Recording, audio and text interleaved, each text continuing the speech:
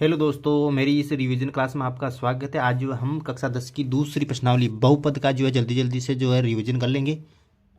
देखो दोस्तों, यहाँ पर प्रश्नावली 2 है, नाम है बहुपद। देखो इसके अंदर जो है हम पढ़ेंगे बहुपद की घात क्या होती है, रैखिक बहुपद क्या होता है, द्विघात बहुपद क्या होता है, त्रिघात बहुपद क्या होता है। दोस्तों द्विघात बहुपद के शून्य को गुणांकों के बीच में जो संबंध होता है दोस्तों, देखो मान लो कोई दो शून्य का अल्फा और बीटा, तो अल्फा प्लस बीटा दोनों का योग जो होता है वो किसके बराबर होता है, माइनस बी बटा ए। बी और ए क्या है, देखो दोस्तों द्विघात बहुपद का जो व्यापक रूप होता है वो होता है plus c, a x square plus b x plus c. यहाँ पे बी क्या है, एक्स का गुणांक है, और ए क्या है, एक्स स्क्वायर का गुणांक है, और सी क्या है, अचर पद। दोस्तों ये आपको बात ध्यान रखनी है। और वो जो इस सूत्र, इस प्रश्नावली के जो सूत्र काम आया है, द्विघात बहुपद ज्ञात करने का सूत्र जो होता है द्विघात बहुपद x square minus alpha plus beta x plus alpha beta होता है। तो दोस्तों देखो हम विस्तार से जो इन सभी के बारे में जान लेते हैं। देखो बहुपद की घात क्या होती है दोस्तों, पहले आता है बहुपद की घात।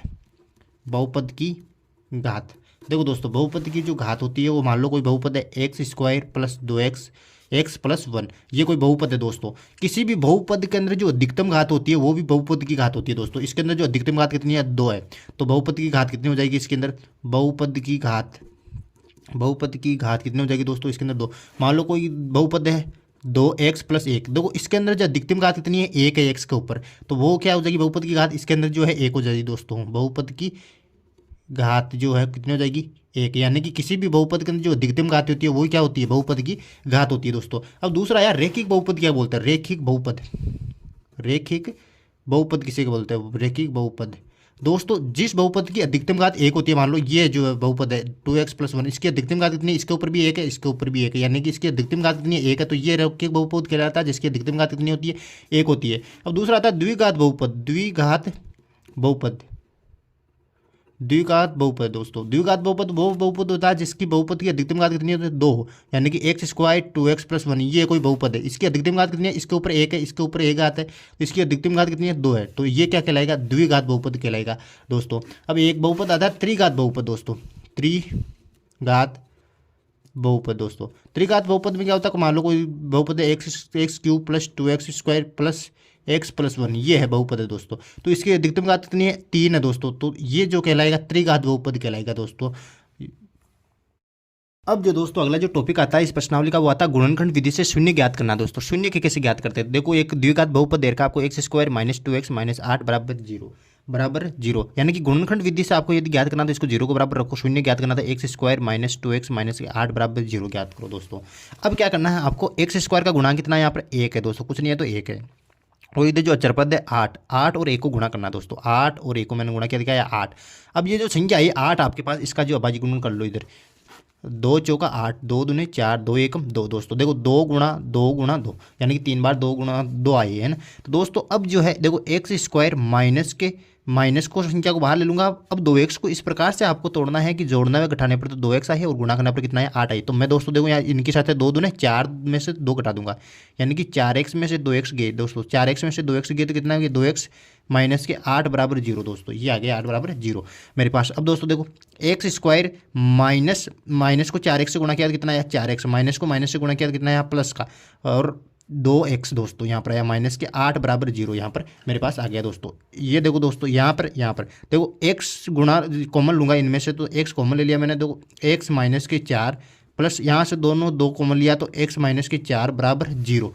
अब दोस्तों देखो यहाँ पर एक्स माइनस चार, यहाँ पर एक्स माइनस चार, तो एक्स माइनस चार इधर लो और एक्स प्लस टू को एक तरफ लो, एक्स प्लस टू बराबर जीरो दोस्तों। अब जो दोस्तों अलग अलग से जीरो के बराबर रख दो इनको दोनों को, एक्स माइनस के चार बराबर जीरो, एक्स प्लस टू बराबर जीरो। दोस्तों यहाँ पर देखो एक्स माइनस का चार उधर जाएगा तो प्लस का हो जाएगा, और एक्स बराबर ये दो उधर जाएगा तो किसका होगा, माइनस का, यानी कि यहाँ पर दो शून्य हमारे पास प्राप्त हो गए।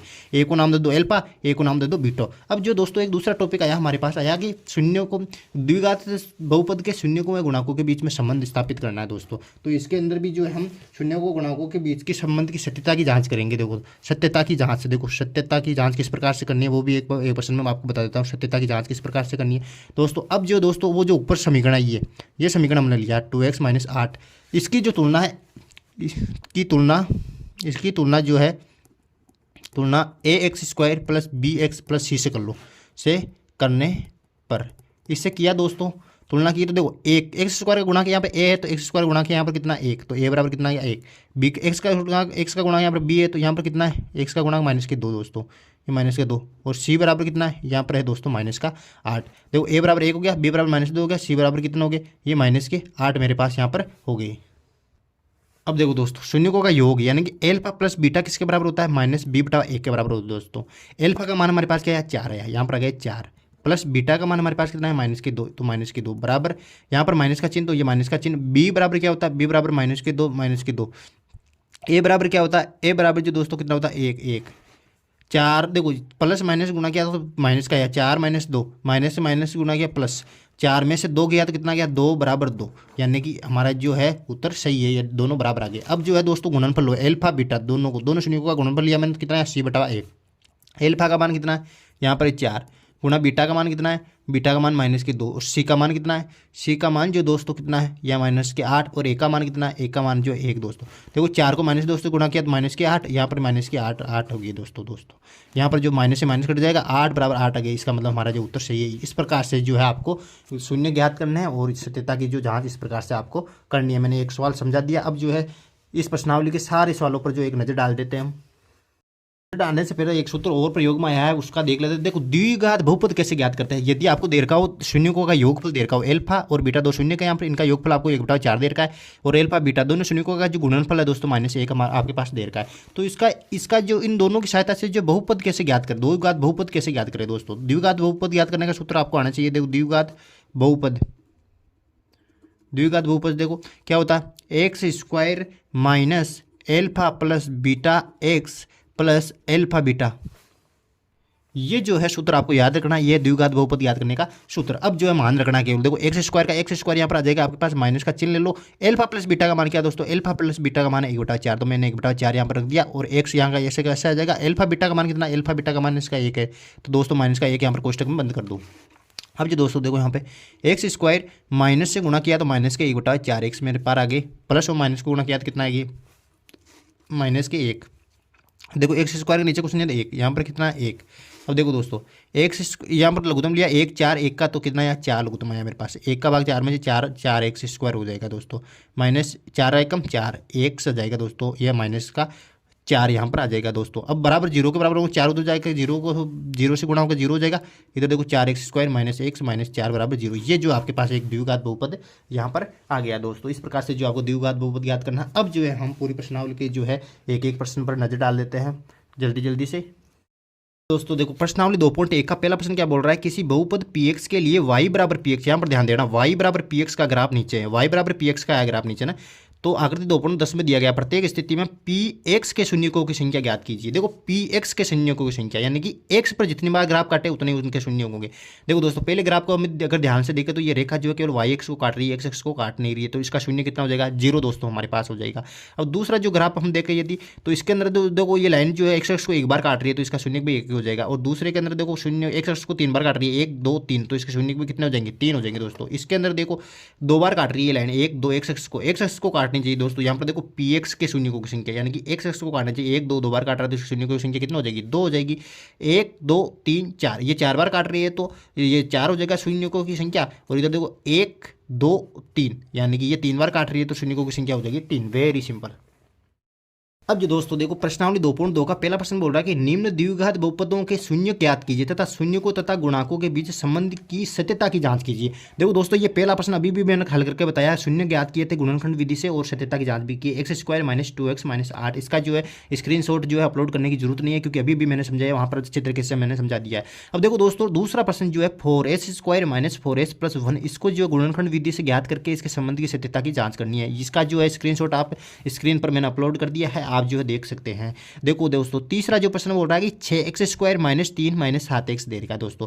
यहाँ पर देखो अचरपद पहला आ गया, इसको जो बाद में ले लेना 6x² माइनस 7x माइनस 3, ऐसे इस प्रकार से लिखकर व्यवस्थित ढंग से आप जो है इसके हल ज्ञात कर सकते हैं गुणनखंड विधि से। फिर जो आप सत्यता की जांच कर ले इसका स्क्रीनशॉट जो है आप स्क्रीन पर देख सकते हैं दोस्तों। अब देखो दोस्तों चौथा जो कह रहा है 4u² प्लस 8u, यहाँ पर अचरपद गायब है दोस्तों, अचरपद नहीं है इसके अंदर, तो आप जो है डायरेक्ट जो है 4u कॉमन ले लो, इसमें से कॉमन लेके कर सकते हो। और आगे ज़्यादा जानने के लिए जो है स्क्रीनशॉट मैंने अपलोड कर दिया है, अच्छी तरीके से उसको देख लो। देखो यह देख रहा 5वां टी स्क्वायर माइनस 15, यहाँ पर अचरपद देर का और एक्स स्क्वायर का मतलब टी स्क्वायर देर का, यानी कि टी का जो गुणांक है वो मानना आपको 0 मानना है दोस्तों। यहाँ पर अचरपद 0 मानना है, यहाँ पर टी का गुणांक जो है बी का मान जो है 0 मानना है दोस्तों। इस प्रकार से आप कर सकते हैं और स्क्रीनशॉट आप देख सकते हैं स्क्रीन के ऊपर। यहाँ पर देखो 3x square minus x minus 4, ये भी बहुत सिंपल है। गुणनखंड विधि से हल करो, शून्य ज्ञात करो और फिर सत्यता की जांच यहाँ पर कर लो। स्क्रीनशॉट आप देख सकते हो स्क्रीन के ऊपर। अब दूसरा प्रश्न देखो दोस्तों, एक द्विघात बहुपद ज्ञात कीजिए जिसके शून्यकों के योग तथा गुणनफल क्रम से दी गई संख्याएं हैं। देखो देखो दोस्तों, यहाँ पर ध्यान से देखना, जिसके शून्यकों के योग दे रखा है, शून्यकों के योग यानी कि पहली जो संख्या एल्फा प्लस बीटा का मान है, दोनों का मान है एल्फा प्लस बीटा का, न कि एल्फा का केवल। एल्फा प्लस बीटा का मान है 1/4 और एल्फा बीटा का मान -1 है, यानी कि शून्यकों के योग और गुणनफल है। ये एल्फा प्लस बीटा का मान है और ये एल्फा बीटा का मान है। ये जो है आपको जो है बहुपद ज्ञात करने के सूत्र में रख सकता है। मैंने अभी भी ज्ञात करवाया था, ये पहला ही था वो, तो मैंने करवा दिया। इसका स्क्रीनशॉट आपको नहीं मिलेगा क्योंकि वहां पर जाके अच्छी तरीके से देख ले। देखो दूसरा जो प्रश्न है दोस्तों, दूसरे प्रश्न में देखो √2 देर का 1/3 देर का, इसको जो है आप एल्फा प्लस बीटा का मान ये हो जाएगा, एल्फा बीटा का मान ये हो जाएगा और सूत्र के अंदर रख दो। स्क्रीनशॉट आप देख सकते हो अपने स्क्रीन पर। अब देखो तीसरा जो प्रश्न है उसमें देर का 0 √5, पहले जो है इसको ये हो जाएगा 0 एल्फा प्लस बीटा का मान, ये हो जाएगा एल्फा बीटा का मान और इसको जो है सूत्र के अंदर व्यवस्थित ढंग से रख दो अच्छी तरीके से। फिर जो है आंसर आपके पास वो एक द्विघात बहुपद प्राप्त हो जाएगा हम, और स्क्रीनशॉट जो है आप अपनी स्क्रीन पर देख सकते हैं। अब देखो दोस्तों चौथा प्रश्न जो है 1 देर का, ये वेरी सिंपल है, बहुत ही सिंपल है। एल्फा प्लस बीटा का मान 1 हो जाएगा और एल्फा बीटा का मान भी कितना हो जाएगा 1 हो जाएगा। स्क्रीनशॉट जो है आप स्क्रीन पर देख सकते हैं। पांचवा देखो -1/4, इसको भी जो है आप सूत्र के अंदर रख लो। एल्फा प्लस बीटा का मान -1/4 हो जाएगा, वो एल्फा बीटा का मान कितना हो जाएगा 1/4 हो जाएगा। इसको जो द्विघात बहुपद के सूत्र के अंदर रख दो, आपके पास जो मान आ जाएंगे। स्क्रीनशॉट आप देख सकते हो स्क्रीन के ऊपर मैंने अपलोड कर दिया है। छठा जो प्रश्न है दोस्तों 4(1), यहाँ पर जो 4 है एल्फा प्लस बीटा का मान हो जाएगा, एल्फा बीटा का मान जो 1 हो जाएगा दोस्तों। इसको जो है सूत्र के अंदर आप रख लो, आपके पास एक द्विघात बहुपद ज्ञात हो जाएगा। इस प्रकार से जो है हमने प्रश्नावली 2.2 भी क्लियर कर लिए हैं बिल्कुल जल्दी से। ये रिवीजन की क्लास है दोस्तों। यदि आपको ये वीडियो पसंद आए तो प्लीज़ सब्सक्राइब करना मत भूलना और शेयर करना मत भूलना आपके दोस्तों के साथ। एग्जाम में बैठने से पहले ये सारी मैं चुगदा जो है क्लासें अपलोड करूँगा रिविजन की, चुगदा पूरी क्लासें आपको देख कर ही एग्जाम में बैठना है जी दोस्तों। देखो एक बार जो है एग्जाम्पल पर नजर डाल लेते हैं।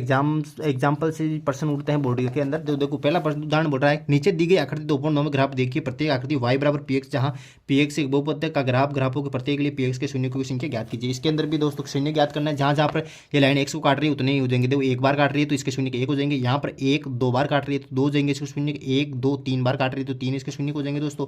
यहाँ पर जो लाइन एक बार काट रही है तो 1 शून्य हो जाएगा दोस्तों। यहाँ पर जो लाइन टच कर रही है एक बार, तो 1 बार शून्य हो जाएगा। और दोस्तों देखो यहाँ पे ये 1 2 3 4, तो यहाँ पर जो है दोस्तों 4 हो जाएगी शून्य किसके, क्योंकि ये जो है लाइन जो है एक्सेस को 4 बार काट रही है। Very simple. इसी प्रकार देखो दूसरा प्रश्न भी बोल रहा है दोस्तों, उदाहरण दूसरा जो है द्विघात बहुपद x² + 7x + 10 के शून्य ज्ञात कीजिए और शून्यकों तथा गुणांकों के बीच संबंध की सत्यता की जांच कीजिए। दोस्तों देखो इसके अंदर भी आप गुणनखंड विधि से शून्य ज्ञात करो। पहले शून्य ज्ञात करने के बाद एल्फा प्लस बीटा नाम दो, फिर शून्यकों की संख्या ज्ञात करो। शून्य को दो एल्फा प्लस बीटा और एल्फा बीटा हो जाएगा दोस्तों। और जो है दोस्तों इस प्रकार से आप बहुत ही आसानी से कर सकते हैं, जैसे मैंने पहला प्रश्न जो करवाया। देखो उदाहरण 3 क्या बोल रहा है, बहुपद x² - 3 के शून्य ज्ञात कीजिए। दोस्तों इसके अंदर जो है आपको पक्षांतर करके -3 को उधर ले जाओगे तो प्लस का 3 हो जाएगा। ये स्क्वायर जो उधर जाएगा तो √3 हो जाएगा। √3 की संख्या प्लस माइनस दोनों में आती है, तो माइनस के √3 और प्लस के √3 दो इसके अंदर शून्य का आएंगे। एल्फा का मान आ जाएगा माइनस के √3 और बीटा का मान आ जाएगा √3 प्लस के। देखो दोस्तों यहाँ पर आगे अब जो है क्या शून्य को तथा गुणांकों के बीच की सत्यता की जांच कीजिए। दोस्तों इसकी जो तुलना है x² + bx + c से करना है। यहाँ पर c -3 हो जाएगा और a का मान 1 हो जाएगा और b का मान 0 रहेगा दोस्तों। यहाँ पर b का मान नहीं दे रखा दोस्तों यहाँ पर, तो आपको इस प्रकार से जो इस प्रश्न को आसानी से कर सकते हैं। अब जो दोस्तों देखो उदाहरण नंबर 4 क्या बोल रहा है, एक द्विघात बहुपद ज्ञात कीजिए जिसके शून्यकों का योग गुणनफल क्रम से -3 और 2 देर का। देखो दोस्तों यहाँ पर एल्फा प्लस बीटा का मान -3 हो जाएगा और एल्फा बीटा का मान 2 हो जाएगा। इस प्रकार से इसको सूत्र में आप पिरो सकते हो, जैसा कि मैंने जो बताया अभी कि x² - alpha plus beta x + alpha beta, उस सूत्र के अंदर रखकर आप जो है द्विघात बहुपद ज्ञात कर सकते हो। द्विघात इसके लिए जो आपको द्विघात बहुपद ज्ञात करने का सूत्र आना चाहिए, आप जो याद कर लेना। अब दोस्तों देखो उदाहरण नंबर 5, ये उदाहरण नंबर 5 आपके सिलेबस नहीं है, करना ही नहीं है आपको, इसको छोड़ देना है दोस्तों। अगर मेरा ये वीडियो आपको पसंद आए तो please subscribe my channel, share to your friends and help them and don't forget to like and comment. Thank you very much.